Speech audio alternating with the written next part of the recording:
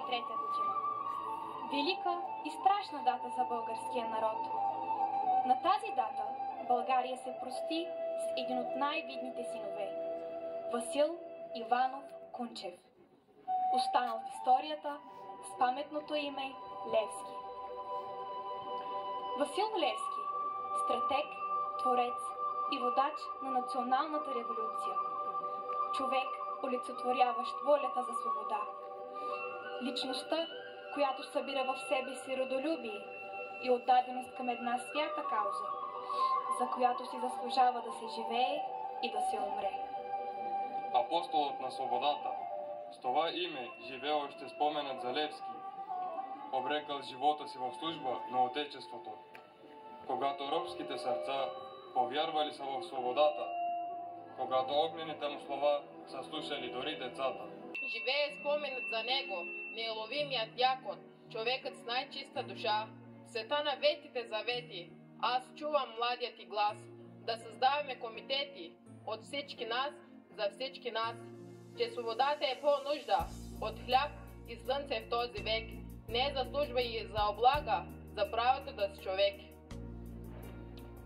За свободата имаш право да сменяш своето лице, за свободата нямаш право да сменяш своето сърце.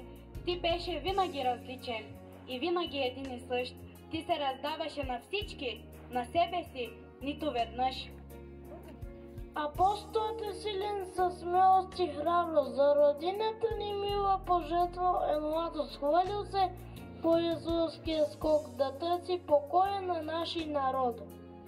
Васил Левски, най-светлият образ в нашата история. Той преобърна времето и го направи свое, доказвайки пред света, че българинът носи у себе си жаждата за свобода и справедливост. По-малко себе си, повече народа да съхраним, да не бъдем безчувствени, пред очите разплакани, да си кажем кривиците и напред да вървим. Трябваш ни, дяконе, когато от дребни грижи животът изглежда нелек, когато сме слаби и когато заякваме. Трябваш ни за опора, като най-близък човек, трябваш ни, дяконе. За да се научим своята работа да вършим сами и вече нищо на готово да не чакаме, да не газим бита, а своите пориви да летим. Трябваш ни, дяконе.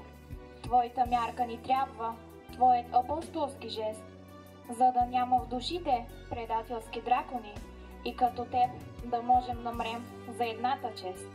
Трябваш ни, дяконе. Да се доближаваме все повече до твоя живот, а то означава до България, майка ни, за да озряваме като хора, като народ. Трябваш ни, дяконе. Левски, силната личност, която все още не е намерила свое подобие.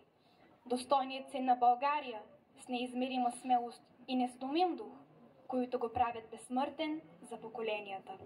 Той вече е на толкова години, но все е млад. Кажи, речи, момче, а колко времето погребва живи, ала за него сякаш не тече. Очите му, тревожно сини, безгласно ни поставят срок, да издължим пред теб, родино, един неиздължим оброк. Оброк за честност и безмерна вяра, за република без господар, където властелин е сам народът, а правдата свещен олтар. Навярно за това е той реален, в мечтите ни безсмъртно устремен, а неговият подвиг легендарен е съвестта на всеки идващ ден.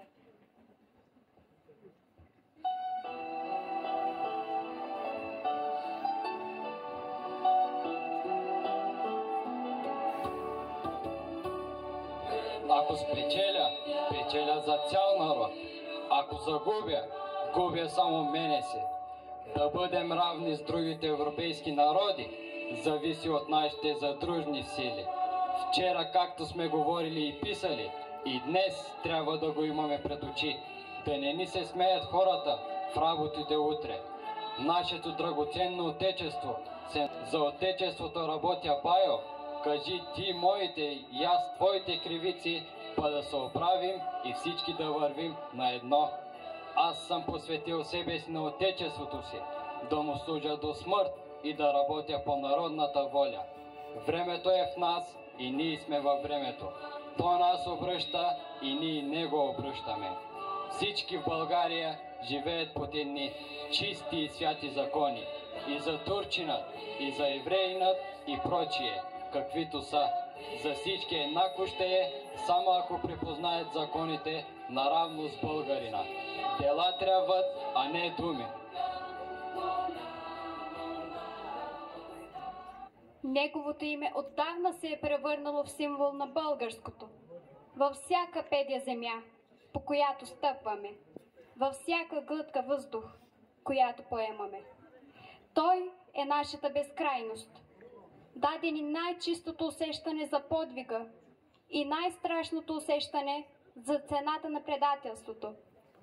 Той увисна на бесилото не само за да спаси България, но и за да я събуди, да й покаже мечтата, пътя, свободата, да ни покаже, че няма равен на себе си.